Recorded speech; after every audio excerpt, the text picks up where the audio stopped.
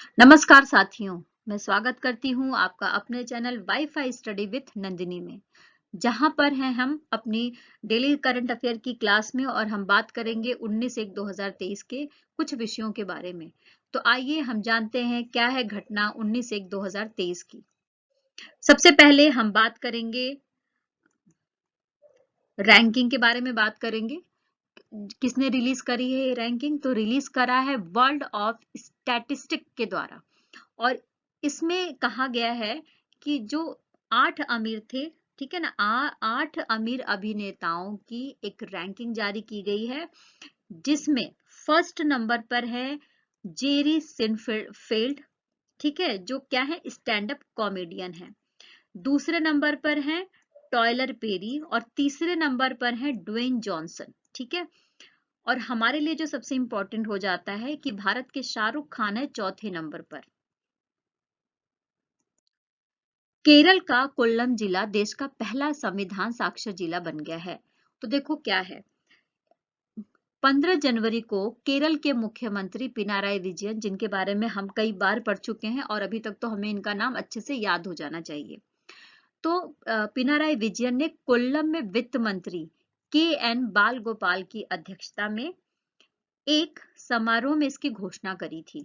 15 जनवरी को घोषणा कर दी गई कि भाई जो कोल्लम जिला है वो पहला संविधान साक्षर जिला बन गया है। किसकी अध्यक्षता में? वित्त मंत्री कौन? के.एन. बालगोपाल की अध्यक्षता में ऐसा किया गया। अब इसका उद्देश्य क्या है? तो उद्देश्य ये है कि कोल्लम जिले को संवैधानिक रूप से साक्षर बनाया जाए। इसमें जो 10 वर्ष से अधिक आयु के जितनी भी आबादी है, उनको संविधान की प्रस्तावना, दस्तावेज, उसकी जो ऐतिहासिक पृष्ठभूमि है, मौलिक अधिकारों के बारे में, इन सभी विषयों के बारे में जानकारी दी जाए। अब ये जो इतना बड़ा काम किया गया, ये जो 7 महीने तक ये पूरा जो अभियान चला है, संविधान साक्षरता अभियान, इसमें 3 जो संस्थाएं हैं, जैसे कोल्लम जिला पंचायत, जिला योजना समिति और केरल स्थानीय प्रशासन संस्थान के द्वारा, यानी उनके संयुक्त प्रयासों से ऐसा हो पाया, ठीक है। साथ में ही आपको ये बता दें कि इस अभियान को चलाने के लिए पहले नगर पालिकाओं से 20 से 25 लोग लिए गए, ग्राम पंचायतों से 10 से 15 लोगों को पहले ट्रेनिंग दी गई और ट्रेनिंग देने के बाद में फिर पूरी जनता को, यानी उस जिले के जितने भी लोग हैं, 7 लाख से अधिक परिवारों को इसके बारे में बताया गया। भारत ब्रिटेन विदेश कार्यालय परामर्श बैठक का आयोजन होता है कब? 16 जनवरी 2023 को, ठीक है। और ये 15 नंबर की बैठक थी। पहले बताते हैं आपको इसका, इसमें इस बैठक में क्या किया गया? तो इस बैठक में एक रोड मैप तैयार किया गया, 2023 के विषय में एक रोड मैप तैयार किया गया, जहां पर भारत और ब्रिटेन के बीच में जो उनके पारस्परिक संबंध है और साथ में ही उनके जो पारस्परिक व्यापार, आर्थिक सहयोग, रक्षा के मामले, विज्ञान, प्रौद्योगिकी, जलवायु परिवर्तन जैसे, स्वास्थ्य जैसे मुद्दों पर खुलकर बात की गई और एक रणनीति को तैयार की गई, एक पॉलिसी को तैयार की गई। जो रिलायंस इंडस्ट्रीज लिमिटेड कंपनी है, उसकी एक ब्रांच है जिसका नाम है वाईकॉम 18। क्या नाम है? वाईकॉम 18। इसने क्या किया है? इसने वुमेन आईपीएल का मीडिया अधिकार खरीद लिया है 951 करोड़ रुपए में। अब देखिए, अब ये महिला आईपीएल, ये जो राइट्स खरीदे गए हैं वो कितने दिनों के लिए खरीदे गए हैं? तो 5 सालों के लिए खरीदे गए हैं। मतलब कि ये 2023 में अगर खरीदे गए हैं तो 2027 तक मीडिया राइट्स रहेंगे किसके पास? वाईकॉम 18 के पास में। अब हम बात कर रहे हैं कि ये जो आईपीएल होगा, इसमें कुल 22 मैच होंगे, हर साल कराए जाएंगे और कुछ जो शहर हैं वो चुने गए हैं जिनकी संख्या है 10, जहां पर ये आईपीएल कराए जाएंगे, जैसे अहमदाबाद, कोलकाता, चेन्नई आदि। अब यहाँ पर हम बात करेंगे कि एक समझौता हुआ है किसके किसके बीच में? WDRA यानी warehousing development regulatory authority और स्टेट बैंक के बीच में, भारतीय स्टेट बैंक के बीच में 16 जनवरी को। तो ये जो समझौता हुआ है, इसमें क्या किया गया है? इस समझौते का जो उद्देश्य है वो है किसानों को, भारत में किसानों को वित्त सहायता में सुधार करना और साथ ही कम ब्याज दर पर उन्हें ऋण मुहैया कराना, और छोटे और जो सीमांत किसान हैं उनका विशेष रूप से ध्यान रखा गया है। अब आइए WDRA यानी warehousing development regulatory authority के बारे में बात करते हैं, जिसका गठन कब हुआ था? 26 अक्टूबर 2010 को हो गया था। और साथ में ही ये खाद्य और सार्वजनिक वितरण विभाग के अंतर्गत एक लीगल इंस्टीट्यूट है ना? क्या है? लीगल इंस्टीट्यूट है, जिसमें सेंट्रल गवर्नमेंट एक अध्यक्ष और 2 सदस्य नियुक्त करती है। नेक्स्ट, 17 जनवरी को संयुक्त राष्ट्र सुरक्षा परिषद ने क्या किया? देखो, संयुक्त राष्ट्र सुरक्षा परिषद और उसकी भी एक समिति है जिसका नाम है अल कायदा प्रतिबंध समिति। इन दोनों ने मिलकर वैश्विक आतंकवादी घोषित किया है। किसे घोषित किया है? अब्दुल रहमान मक्की को। किसे? अब्दुल रहमान मक्की को। अब इसमें बात कर लेते हैं कुछ कि मक्की लश्कर-ए-तैयबा प्रमुख, मतलब लश्कर-ए-तैयबा का प्रमुख भी रह चुका है, और साथ में 26/11 के जो मास्टरमाइंड रहा है हाफिज सईद, उसका भी रिश्तेदार है ये। और इसकी लश्कर-ए-तैयबा के जो राजनीतिक मामले हैं और उसका जो धन इकट्ठा करने का, जो उसका जुटाने का जो तरीका है, उसमें इसकी महत्वपूर्ण भूमिका रहती है। बार्सिलोना ने रियाद कहाँ है? सऊदी अरब है, सऊदी अरब में है। तो देखो, सऊदी अरब के रियाद स्थित किंग फहद स्टेडियम में एक मैच हुआ है, किसके बीच में? बार्सिलोना और रियल मैड्रिड के बीच में हुआ है, जिसमें 3-1 से हराकर बार्सिलोना ने रियल मैड्रिड को 3-1 से हरा लिया, और 14th बार यानी 14वीं बार जो है स्पेनिश सुपर कप का खिताब जीत गया, है ना? 2018 से पहले तो इसने खिताब जीते थे, 2018 के बाद ये पहली बार इसने ये खिताब जीता है। साथ में ये बता दें कि ये प्रतियोगिता 1982 से खेली जा रही है, और इसका एक नाम सुपर कोपा डी एस्पाना या स्पेनिश सुपर कप भी इसको कहा जाता है। ठीक है। भारत और फ्रांस के मध्य एक संयुक्त सैन्य अभ्यास स्टार्ट हुआ है, जिसका नाम है वरुण, यानी एक तरीके की मिलिट्री एक्सरसाइज है जिसका नाम है वरुण। अब इसका जो लक्ष्य होता है वो क्या है? भारत और फ्रांस के बीच द्विपक्षीय नौसैनिक अभ्यास वरुण का 21 नंबर का ये जो संस्करण है ये स्टार्ट हुआ है। और ये कितने दिन तक चलेगा? ये 5 दिन तक चलेगा, और ये स्टार्ट हो चुका है, और 16 जनवरी से 20 जनवरी तक ये चलेगा। और इसका जो उद्देश्य है वो क्या है? उन्नत वायु रक्षा अभ्यास, सामरिक युद्धाभ्यास, सतह पर गोलाबारी करना, और समुद्री गतिविधियों का अभ्यास इसमें शामिल है। भारत और फ्रांस के बीच में जो सबसे पहला अभ्यास किया गया था, मिलिट्री एक्सरसाइज की गई थी, वो की गई थी 1993 में। ठीक है ना? और 2001 में इसका नाम क्या रख दिया गया? वरुण। देखो, अभी मिस यूनिवर्स प्रतियोगिता हुई थी, कहां पर हुई थी? अमेरिका के लुइसियाना राज्य के न्यू ऑरलियंस शहर में हुई थी। कहां पर हुई थी? अमेरिका के लुइसियाना राज्य के न्यू ऑरलियंस शहर में आयोजित की गई थी। ये कितने नंबर का ये एडिशन था, या कितने नंबर का ये प्रतियोगिता थी? तो ये 71 नंबर की प्रतियोगिता आयोजित की गई थी, जिसमें पूरी दुनिया की 84 महिलाओं ने पार्टिसिपेट किया था।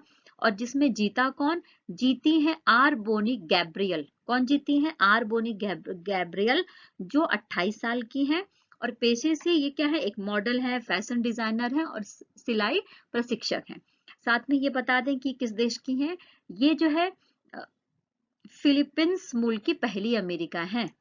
ठीक है, कौन है? फिलीपींस मूल की पहली अमेरिका है। अब साथ में इसके रनर अप के बारे में बात करते हैं। तो पहली जो रनर अप थी वो थी अमांडा डुडामेल, जो कहाँ की रहने वाली थी? वेनेजुएला की। और जो सेकंड रनर अप थी वो डोमिनिकन रिपब्लिक की एड्रीना मार्टिनेज थी। ठीक है। और भारत की तरफ से द्विता राय ने पार्टिसिपेट किया था, जो सिर्फ सेमीफाइनल तक पहुंच पाई थी। और भारत की जो मिस यूनिवर्स की लिस्ट है उसमें फर्स्ट नंबर पर सुष्मिता सेन है, जो 1994 में विजेता रही। दूसरे नंबर पर लारा दत्ता है, जो 2000 में विजेता रही। और 2021 में हरनाज संधू विजेता रही हैं। अब मिस यूनिवर्स प्रतियोगिता के बारे में कुछ बात कर लेते हैं। ये सबसे पहले कैलिफोर्निया में सन 1952 में आयोजित की गई थी, और पहली जो महिला जो पहली मिस यूनिवर्स बनी थी वो फिनलैंड की अर्मी कुसेला बनी थी। और ये स्टार्ट किसके द्वारा किया गया था, तो कैलिफोर्निया के कपड़ा कंपनी पैसिफिक मिल्स के द्वारा इसकी स्थापना की गई थी। अब देखो, पंजाब में अभी अभी मतलब 14 जनवरी से माघी मेला पर्व मनाया जा रहा है। कौन सा पर्व मनाया जा रहा है? माघी मेला पर्व मनाया जा रहा है। अब इसके कुछ महत्वपूर्ण तथ्य हैं। एक युद्ध हुआ था जिसका नाम था खिदराना की लड़ाई, 1705 में हुआ था, और ये मुगलों और सिखों के बीच में हुआ था, जिसमें जो सिख समुदाय के 40 सिख थे, वो क्या हुए थे, शहीद हो गए थे। और उन्हीं शहीदों की याद में ये जो पर्व है वो मनाया जाता है। कहाँ पर मनाया जाता है? तो मुक्तसर साहिब शहर में माघी मेला मनाया जाता है। खिदराना है, खिदराना का ही नाम मुक्तसर या मुक्ति कुंड रखा गया, यानी जहां पर ये लड़ाई हुई उसी का नाम मुक्तिसर या मुक्ति कुंड रख दिया गया, है ना। और ये जो हर साल पौष माह में, यानी कि जो ये माघ का टाइम होता है, पौष माह में इसको मनाया जाता है, ठीक है। और सिखों के सबसे महत्वपूर्ण त्योहारों में इसका नाम है। अब आइए कुछ इसके बारे में जानकारी दे देते हैं। ये जो 14 जनवरी से माघी मेला पर्व मनाया जा रहा है, तो इसका एक हिस्टोरिकल फैक्ट है जिसके बारे में बात कर लेते हैं। तो देखो, 1704 में क्या हुआ कि मुगलों द्वारा जो आनंदपुर साहिब जो जगह है उसकी क्या कर दी गई थी, घेराबंदी कर दी गई थी। 40 40 सिख सैनिक जो है इससे डरकर अपने पद को छोड़कर, अपनी पोस्ट को छोड़कर वहां से भाग गए थे।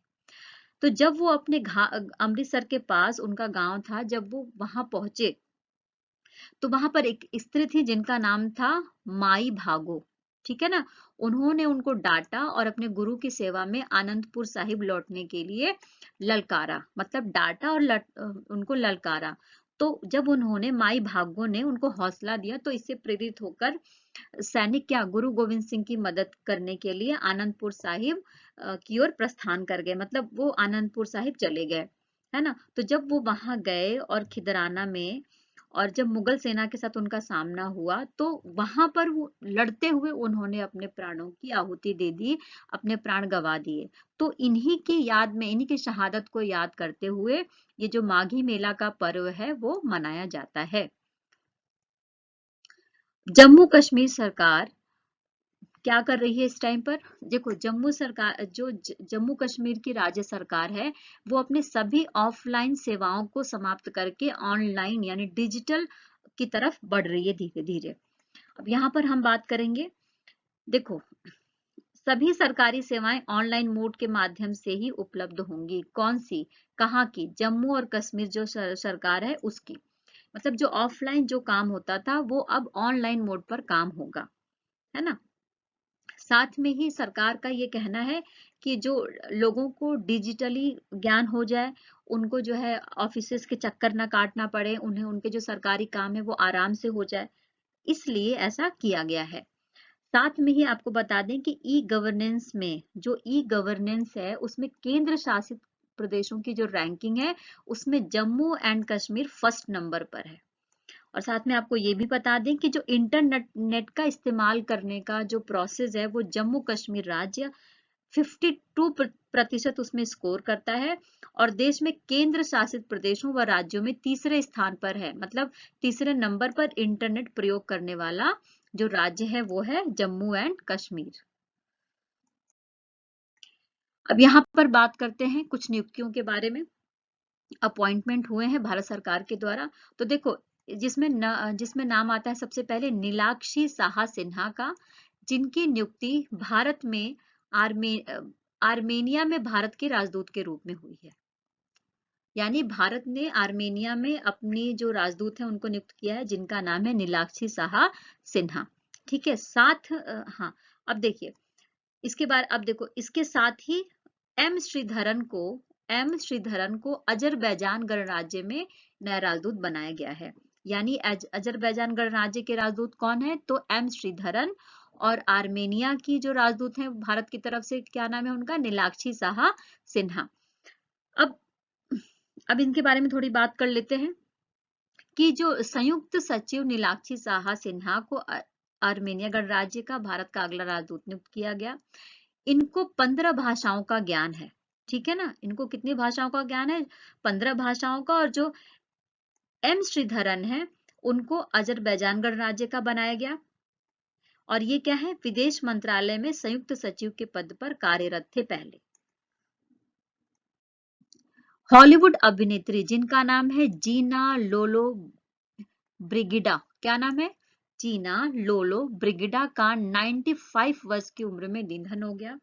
ये 50 से 60 के दशक में यूरोपियन सिनेमा की का हिस्सा रही हैं, ठीक है ना। और इनकी इनकी जो डेथ हुई है वो 95 साल की उम्र में हुई है।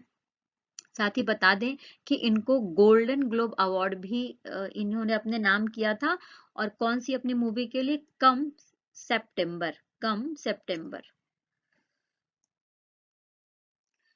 श्रीलंका अपना स्वतंत्रता दिवस मना रहा है, ठीक है। कौन से नंबर का, 75 नंबर का जो स्वतंत्रता दिवस है वो मना रहा है। और इस उपलक्ष्य में उसने घोषणा करी है कि वो जवाहरलाल नेहरू के चित्र वाला डाक टिकट जारी करेगा। कब मनाएगा, 4 फरवरी को मनाएगा, है ना। और साथ में ही वो जो है 100 साल का अपना एक विजन, अपनी एक पॉलिसी, ऐसी मजबूत गवर्नमेंट पॉलिसी बनाने के लिए और अपना विजन बनाने के लिए भी ये जो दिवस है वो मना रहा है। अब यहाँ के राष्ट्रपति के बारे में बात कर लेते हैं। तो श्रीलंका के जो राष्ट्रपति हैं वो रानिल विक्रमसिंघे हैं। और प्रधानमंत्री कौन है, तो दिनेश गुणवर्धने हैं। बिजनेस 20 इंडिया इंसेप्शन मीटिंग कहां पर आयोजित की गई है, तो गुजरात के गांधीनगर में आयोजित की गई है बिजनेस 20 इंडिया इंसेप्शन मीटिंग। हम सबको पता है कि भारत G20 देशों की मेजबानी कर रहा है। इसमें अलग अलग सेक्टर हैं, अलग अलग फील्ड है और अलग अलग फील्ड्स की अलग अलग राज्यों में मीटिंग हो रही है। तो जो इंस्पेक्शन मीटिंग जो हो रही है वो कहां पर हो रही है, गांधीनगर के गुजरात में हो रही है, ठीक है।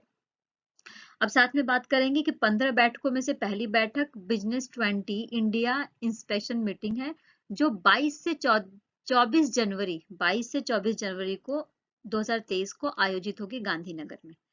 और इसका जो विजन है, इसका जो मोटिव है ना। तो इसका मोटिव है क्लाइमेट चेंज, युद्ध और महामारी के समय में सीमा पार डिजिटल सहयोग, टिकाई और लचीली मूल्य श्रृंखला, नेटिजन्स के बीच नवाचार स्तर को बढ़ाना, सामाजिक आर्थिक परिस्थितियों वाले समुदायों को सशक्त बनाना। ये सारे इसके विजन है, ये सारे इसके मुद्दे हैं जिस पर चर्चा किया जाएगा। भारत का राष्ट्रीय हरित हाइड्रोजन मिशन स्टार्ट हुआ है। भारत का राष्ट्रीय हरित हाइड्रोजन मिशन स्टार्ट हुआ है, इसके बारे में बात करते हैं। देखो, जो भारत ने लक्ष्य रखा है कि भारत वैश्विक केंद्र बनेगा, किस चीज में, हरित हाइड्रोजन के उत्पादन में। इसीलिए एक मिशन चलाया गया है जिसका नाम है राष्ट्रीय हरित हाइड्रोजन मिशन, ठीक है। अब क्या लक्ष्य रखा गया है, लक्ष्य ये रखा गया है कि 2030 तक प्रति वर्ष 5 मिलियन मीट्रिक टन हाइड्रोजन उत्पादन की क्षमता विकसित की जाएगी भारत के द्वारा। जिसकी अब देखो, इस पर एक अध्यक्षता हुई, ठीक है, एक मीटिंग हुई, है ना।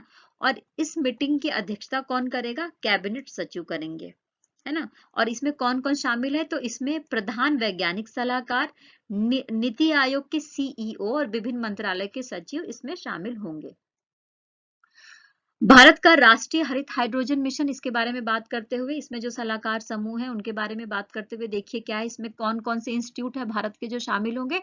तो शैक्षणिक और अनुसंधान संस्थानों, उद्योगों को शामिल किया जाएगा, नागरिक समाज के विशेषज्ञ शामिल होंगे और मिशन से संबंधित सभी विज्ञान यानी साइंस एंड टेक्नोलॉजिकल जो संबंधी मामले हैं उस पर अधिकार प्राप्त समूह की सलाह देंगे। यानी जो कुछ भी काम किया जाएगा, उस पर जो भी डिसीजन लिए जाएंगे, उनमें इन लोगों का विशेष योगदान होगा। तो दोस्तों, इस वीडियो में इतना ही। कल फिर 20/1/2023 की जो घटनाएं हैं उनको लेकर मैं मिलूंगी नंदिनी सिंह आपके बीच।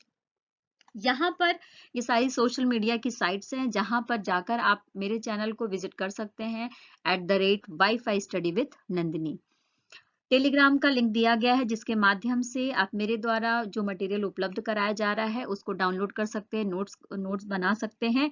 और अगर आपको सेशन पसंद आ रहा हो तो इसको लाइक करिए, शेयर करिए, सब्सक्राइब करिए और ज़्यादा से ज़्यादा लोगों तक पहुंचाइए। आपने बहुत सारा साथ दिया है, आपके साथ के लिए आपके प्यार के लिए बहुत बहुत धन्यवाद। Thank you.